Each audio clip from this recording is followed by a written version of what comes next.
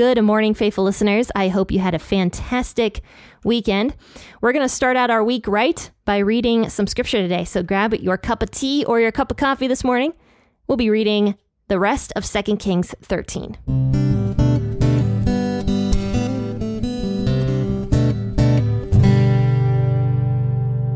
Now, if you guys ever have a prayer request, please don't hesitate to reach out to me and email me. I love hearing from you guys. And if you send me a prayer request, I will write you down in my prayer journal and pray for you for this week. But a really exciting announcement is that the crazy t-shirts are up on the website for you guys to view. They are for you crazy tea drinkers because I don't have anything for you guys. I have the 7 weeks coffee for the coffee drinkers, but I don't have a tea alternative.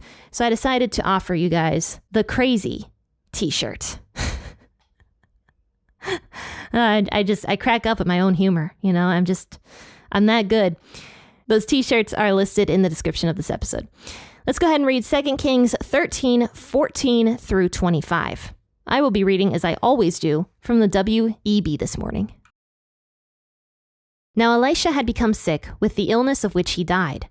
And Joash the king of Israel came down to him and wept over him and said, my father, the chariots of Israel and its horsemen. Elisha said to him, take bow and arrows. And he took bow and arrows for himself.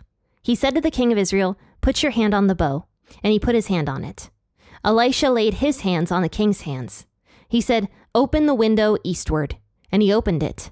Then Elisha said, shoot. And he shot. He said, Yahweh's arrow of victory, even the arrow of victory over Syria, for you will strike the Syrians in Aphek until you have consumed them. He said, take the arrows. And he took them. And he said to the king of Israel, strike the ground. And he struck 3 times and stopped. The man of God was angry with him and said, you should have struck 5 or 6 times. Then you would have struck Syria until you had consumed it. But now you will strike Syria just 3 times. Elisha died and they buried him. Now the bands of the Moabites invaded the land at the coming in of the year. As they were burying a man, behold, they saw a band of raiders, and they threw the man into Elisha's tomb. As soon as the man touched Elisha's bones, he revived and stood up on his feet. Hazael, king of Syria, oppressed Israel all the days of Jehoahaz.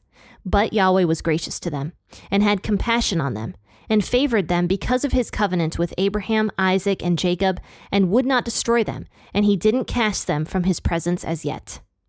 Hazael, king of Syria, died, and Benhadad his son reigned in his place.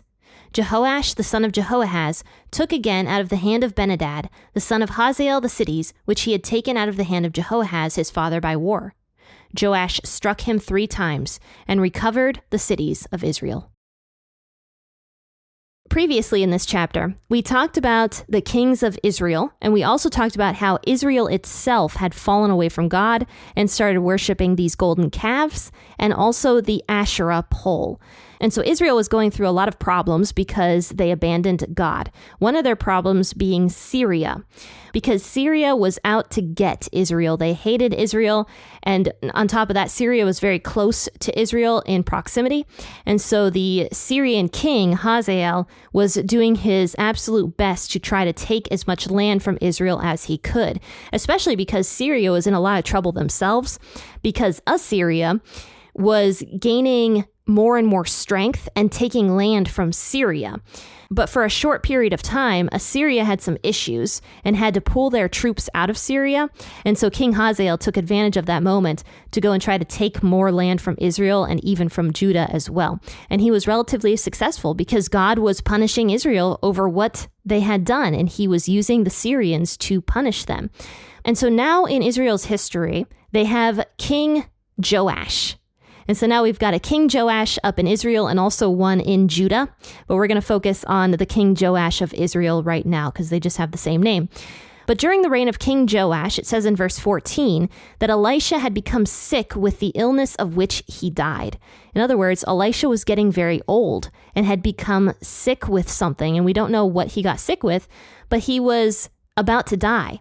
And the king knew this. So Joash, the king of Israel, came to visit him and wept over him and said, my father, the chariots of Israel and its horsemen. Now, this is a really interesting statement that Joash says, because if you look up in the chapter, just a few verses before this. It says in verse 11 that King Joash did that which was evil in Yahweh's sight, and he didn't depart from all the sins of Jeroboam, the son of Nebat, with which he made Israel to sin, but he walked in them. So Joash was an evil king because he was worshiping these foreign gods. And yet, even Joash understood the power of Elisha, the power of one of God's prophets. And actually, this is not uncommon for the kings to realize how powerful the prophets are, even if they don't worship Yahweh. For example, King Jehoram, Ahab's son, and only a few kings before this, really kind of liked Elisha, at least liked Elisha for what he could do.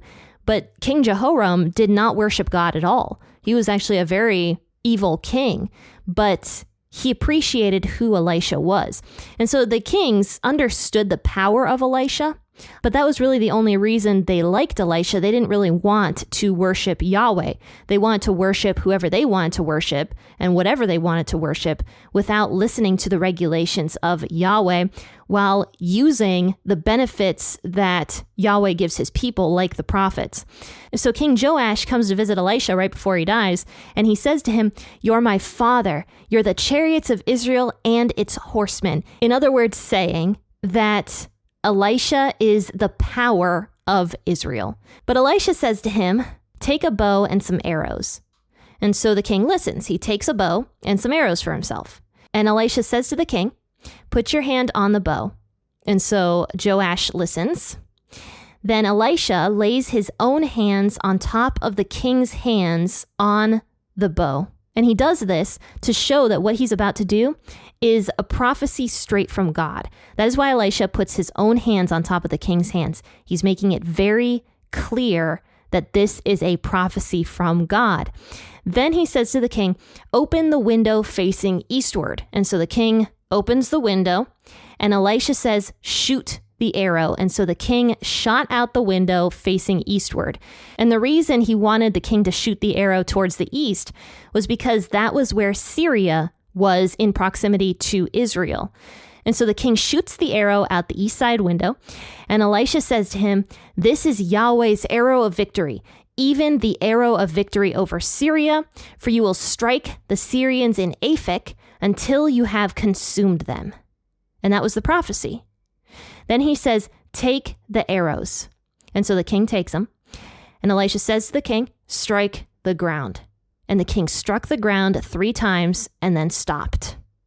Now, when I was a little kid, I remember learning this Bible story in, I don't know if it was school or Sunday school, I don't know. But I learned this story, and I was so confused as to like why the king had to pound the bow against the floor. Because it says strike the ground. And I was like, that is super strange. You know, like, why did Elisha want the king to smash the bow against the floor? But that's just due to the Old English here. To strike the ground meant to shoot the arrow. So he's asking the king to shoot more arrows out the window. That was it. Not to like slam the bow or the arrows against the floor. Because, you know, when in Old English, when somebody says strike somebody, that does not necessarily mean to beat somebody to death.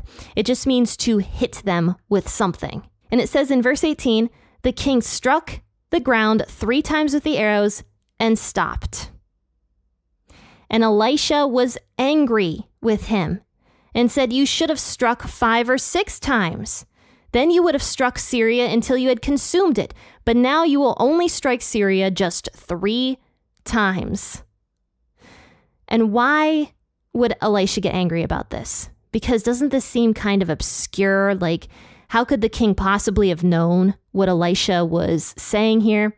Well, honestly, Elisha made it very clear what was going on here, because he was showing the king this is a prophecy. He literally told the king that these arrows represent victory and the victory over Syria. So when he tells the king to shoot more arrows out the window, I think Elisha was actually shocked that the king stopped only after 3 arrows, which is why he gets so angry. He's like, what did I not make clear about this prophecy? These arrows represent victory. So why then wouldn't you have shot more arrows out the window, especially when King Joash had a lot more arrows in his quiver? He had at least 5 or 6 arrows in his quiver, yet he didn't shoot them all. And Elisha was clearly confused about this, which is why he gets so angry at this king. So what the heck was King Joash thinking by only shooting 3 arrows out the window? Well, he could have been thinking that this prophecy was silly. He could have been thinking 3 is enough, that's fine. He could have been thinking it takes effort to shoot the bow and arrows. Or very likely, his faith was shaken.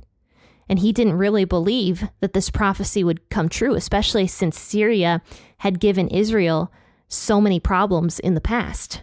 Perhaps King Joash's faith was shaken. We don't really know why, but Joash decides to stop at 3 arrows. And so now Elisha says, because you only shot the bow and arrow 3 times, you will only defeat the Syrians 3 times in battle. And after this, it seems Joash goes home and Elisha dies, and then they buried him. And then a really bizarre story happens here in verses 20 and 21. And this is the only story we have like this in the entire Old Testament, and it's really bizarre. It says Elisha died and they buried him. Now the bands of the Moabites invaded the land at the coming of the year. As they were burying a man, behold, they saw a band of raiders, and they threw the man into Elisha's tomb. As soon as the man touched Elisha's bones, he revived and stood up on his feet. So the Moabites came into Israel. They were causing Israel a lot of trouble, not just the Syrians now, but also the Moabites once again. And a band of raiders came by as this funeral was taking place. And the people who were doing this funeral see the Moabite raiders coming towards them, and they get super scared.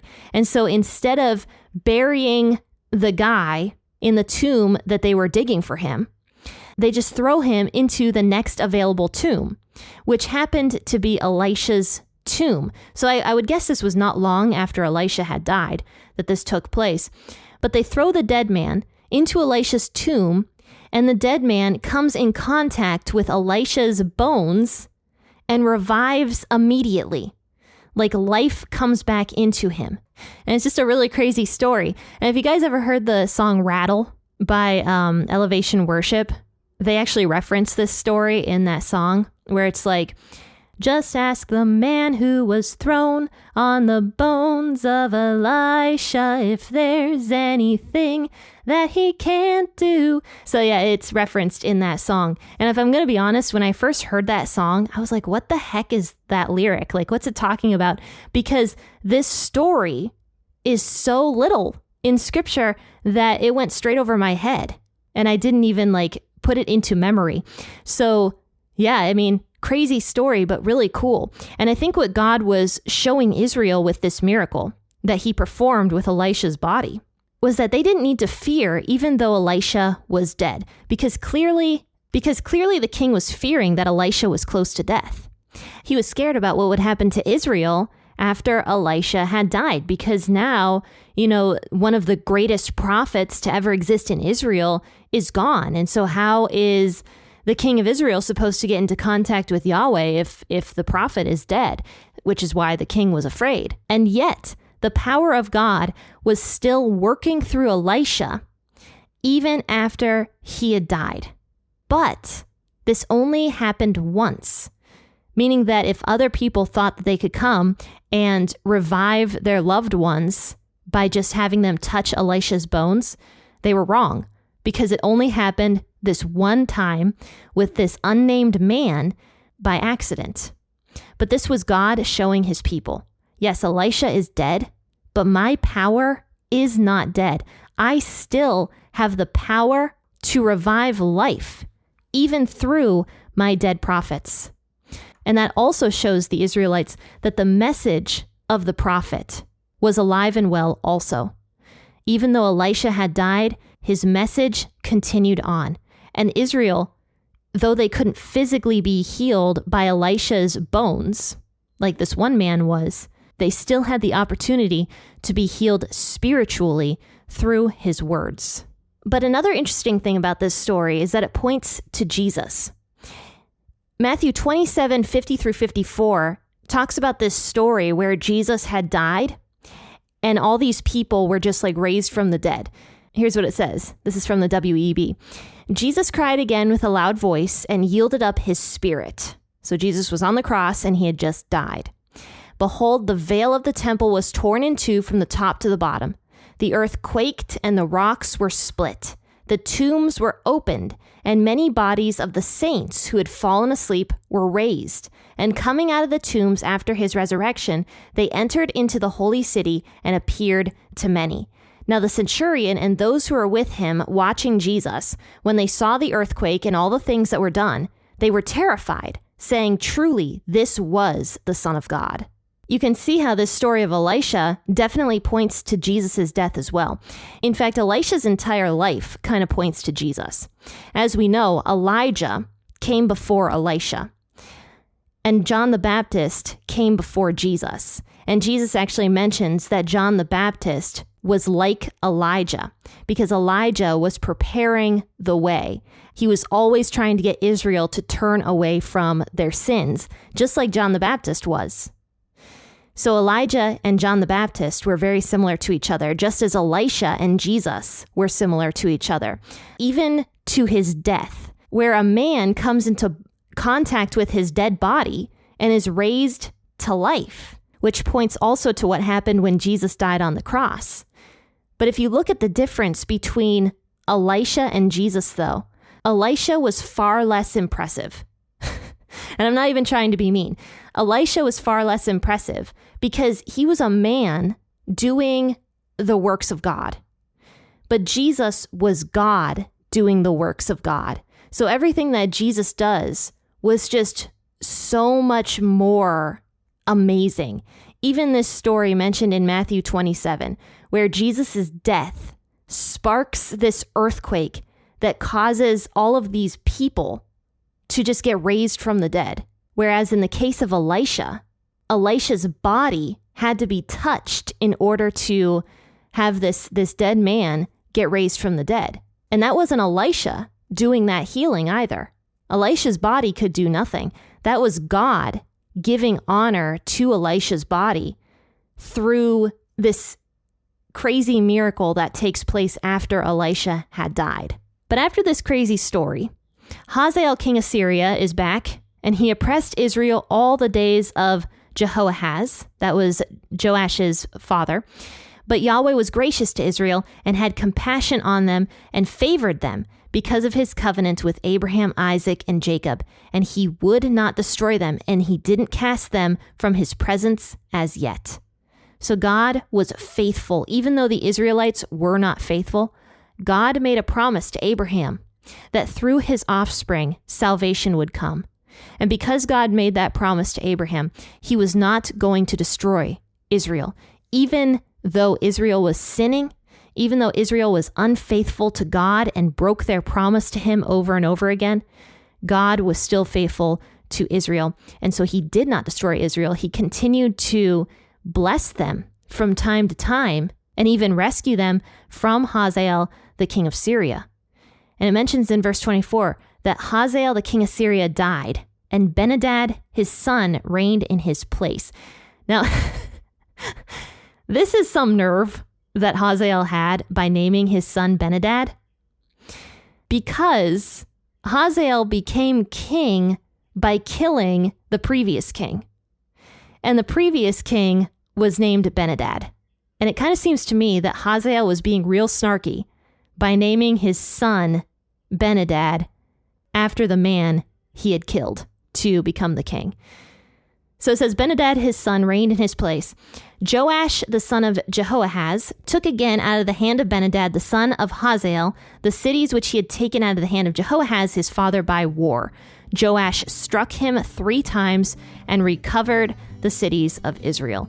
And I can imagine that Joash, after those 3 victories, was pretty upset that he didn't shoot all of those arrows out the window, because all he was able to do was recover some of the previous land Israel had lost to Syria. and that was it. Syria was going to continue to be a problem for Israel for much, much longer. Well, faithful listeners, I hope you get a chance to check out the brand new Crazy t-shirt that is now up on my website, ready for you to view. And I am very, very excited to present that t-shirt for you.